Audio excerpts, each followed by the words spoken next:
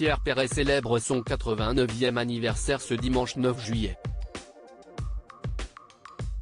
Derrière ce sourire éternel et toujours aussi enfantin se cache un homme de 89 ans qui n'a pas eu une vie toujours si facile.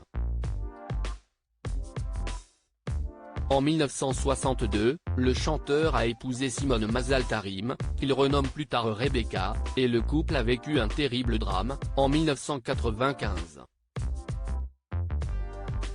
Parents de 3 enfants, Anne, Alain et Julie, ils vont perdre la dernière qui décède à 32 ans.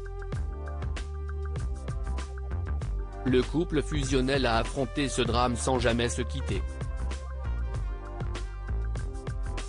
Mais qui est Rebecca, la femme de Pierre Perret? Leur histoire d'amour a démarré sur une engueulade, comme rappelle Closer. Alors que la carrière de l'interprète de Les Jolies Colonies de Vacances démarre, il rencontre Simone Mazal-Tarim, alors secrétaire chez Barclay. Tout a commencé par une engueulade à propos d'un remboursement de billets d'avion. Ensuite, je l'ai invitée à l'un de mes tours de chant, à la Colombe, et elle est tombée sous le charme, avait confié l'artiste à Paris Match. C'est Pierre Perret qui décidera de la rebaptiser Rebecca. Il se défend de toute infidélité. Rebecca m'a rendu plus intelligent. Elle est la première à entendre mes chansons.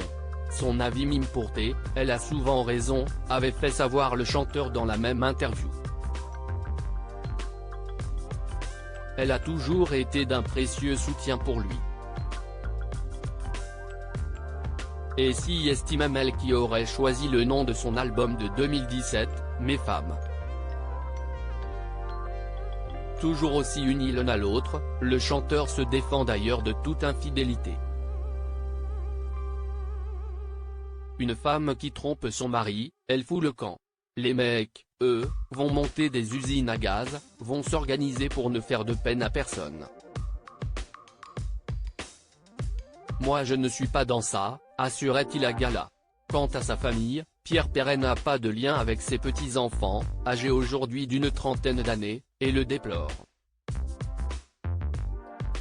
Je ne les vois pas. Je ne sais même pas si j'ai des arrière-petits-enfants. Ça ne vient pas de moi. Mais vous ne pouvez pas les forcer, avait-il reconnu. Heureusement, il peut toujours compter sur son épouse qui ne le laissera jamais tomber. Crédit photo, Denis Guignebourg.